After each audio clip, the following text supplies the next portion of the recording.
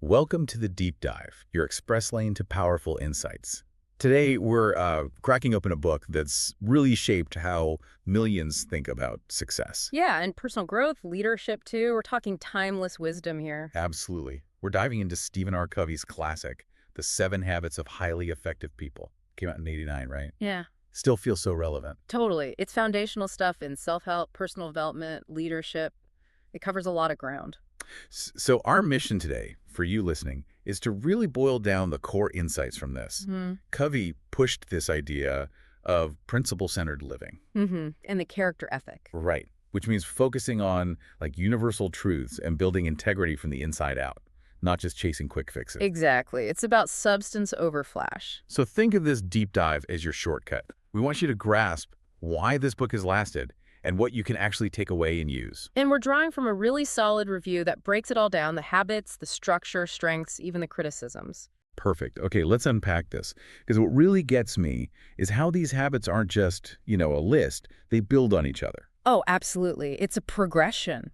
Very intentional. You start with yourself, your personal mastery. Like getting your own house in order first. Pretty much. Then you move to succeeding with other people, interpersonal stuff. And finally, it's about keeping it going, continuous growth. It's like building blocks. You can't just jump to the end. You really can't. The foundation has to be solid for the rest to stand up. Skip a step and it doesn't quite work the same. Makes total sense. So let's start right there at the foundation. Habit 1, be proactive. What's the core shift here? Is it just take responsibility? Well, yes, that's the core idea, taking responsibility for your reactions, your life. But the real shift, the deep part, is understanding your power isn't in the situation. Okay. It's in how you respond to the situation. You choose that response. You stop blaming circumstances or other people. So focusing on what Covey calls the circle of influence. Exactly. The things you can actually control or influence. Your attitude, your actions, not wasting energy on the circle of concern stuff you can't do anything about, like, the weather or politics. That's empowering, just that shift alone. It's the bedrock. All personal freedom starts there. Okay, so once you've got that proactivity, that sense of agency, Covey says you need to know where you're going.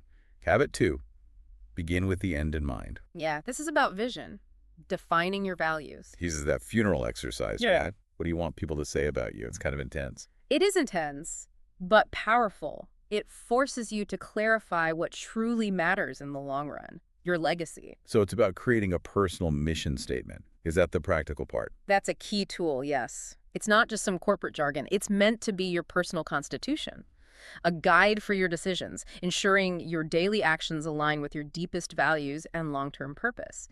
It's your compass. Living intentionally, Yeah, basically. precisely. And flowing straight from that personal mission is habit 3. But first things first, I think this is where the rubber meets the road for a lot of us. How do we actually do that daily? This is where Covey's famous time management matrix comes in. It's brilliant, actually. The 4 quadrants. Right. Urgent, not urgent, important, not important. He argues we get sucked into the urgent and important, the crises, the deadlines. Guilty. We all are. But true effectiveness comes from focusing on quadrant 2. Important, but not urgent. Okay, what kinds of things fall in there? Relationship building, long-term planning, exercise, learning new skills, preventing problems before they become crises, the deep work. The stuff that gets pushed aside when we're just reacting. Exactly. Habit 3 is about consciously scheduling those priorities, making time for what truly matters based on habit 2, your mission and values, not just responding to what's yelling the loudest. Okay, so those first 3 are really about self-mastery, getting your inner world sorted. That's the private victory, as Covey calls it. Right. But we don't live on islands. So now we shift to the public victory, interacting with others, starting with habit 4. Think win-win. Sounds lovely, but realistic. Yeah, it can sound a bit Pollyanna-ish in a competitive world, can it? But Covey's point is profound. It's about adopting an abundance mindset. Meaning? Believing there's enough success, enough resources, enough credit to go around. It's not a zero-sum game where if I win, you lose. Okay. So you actively seek mutual benefit. You want outcomes where everyone feels they've gained something worthwhile. It takes maturity, though. Real empathy. You have to genuinely care about the other person's outcome, too. You do. Our source review really highlights how vital this is in leadership and teamwork. Collaboration, not just cutthroat competition. Makes sense. And if you're aiming for win-win, you probably need habit 5. Seek first to understand, then to be understood. This one gets quoted all the time. And for good reason. It's probably one of the hardest to practice consistently. So what does seeking first to understand really mean? More than just like letting the other person talk. Oh, way more. It's about empathetic listening, truly listening with the intent to understand the other person's frame of reference, their feelings, their perspective, deeply. Not just listening to figure out your counterargument. Exactly. Which is what most of us do, if we're honest. Covey says you need to understand them on their terms before you even think about presenting your own case or offering solutions. That builds incredible trust, I imagine. Huge trust and connection. In today's world where everyone's shouting to be heard, being someone who truly listens, that's a superpower. Yeah. It unlocks so much potential for effective communication and problem solving. Okay, so you understand each other deeply. Then comes habit 6. Synergize.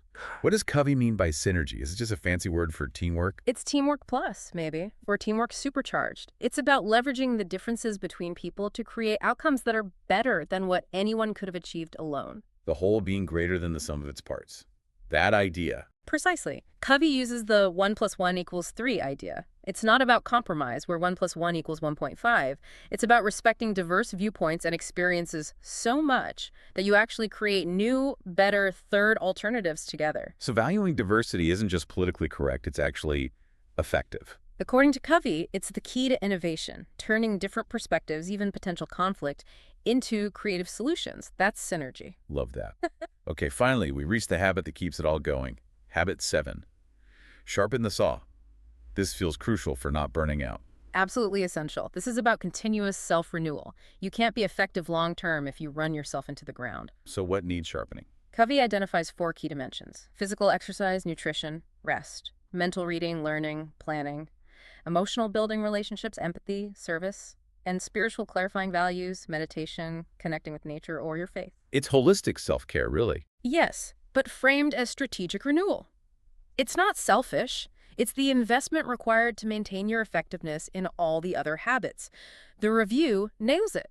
Effectiveness isn't sustainable without this. It fuels everything else. Okay, these habits are powerful. And Covey had a way with words. Let's touch on a few key quotes before we look at the book's overall strengths and weaknesses.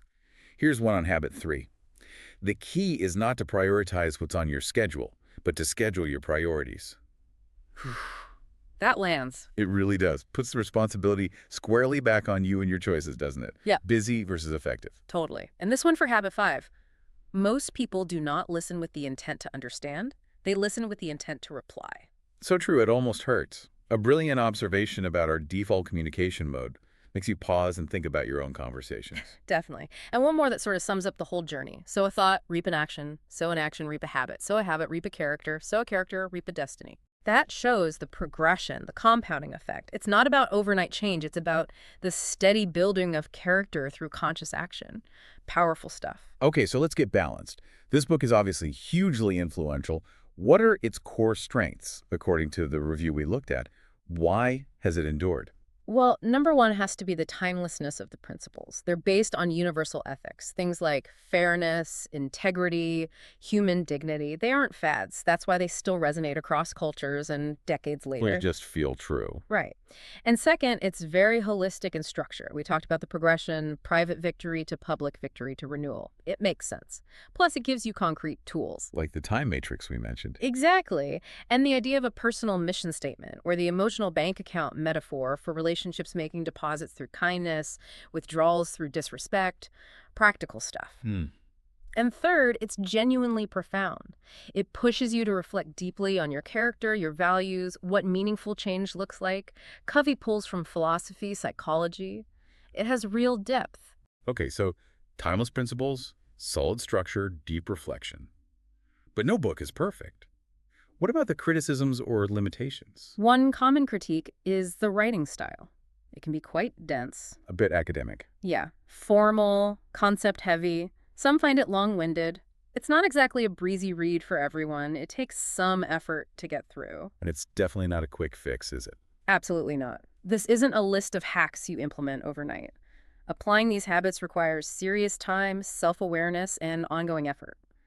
It's more of a life philosophy to adopt than a simple checklist. You have to commit. You really do. And finally, some argue that certain concepts, while admirable, can feel a bit idealistic for the real world. Like win-win all the time. Yeah, or achieving perfect synergy in every team situation. Yeah. In complex, messy human interactions, those ideals might not always be fully achievable, no matter how hard you try. Sometimes compromise is the best you can do, or maybe even walking away. That's fair. The real world is messy. It is. So you aim for the ideal, but you need realism too. Okay, those are important points. It demands work. And reality isn't always perfectly aligned with the model. So wrapping this up, what's our final take on the 7 habits? Despite the criticisms, the consensus is clear. It's a landmark book, a masterpiece, really, of personal leadership and life philosophy. It goes way beyond just productivity, doesn't it? Absolutely. It focuses on building character, fostering trust, finding purpose. It provides a robust framework for achieving lasting success with integrity. That combination is key. So highly recommended. Definitely. For students, professionals, leaders. Honestly, for anyone seeking to live a more principled and effective life. It asks a lot, but the potential rewards are immense. So as you've been listening to our deep dive today, think about this. Which one of these 7 habits really hit home for you right now in your life? Which one feels most relevant? And more importantly, what's one small, concrete step, just one thing you could actually do this week to start putting that principle into practice? Even a tiny action, done consistently. Think about how that could start to shape your character and maybe even, as Covey suggests, your destiny.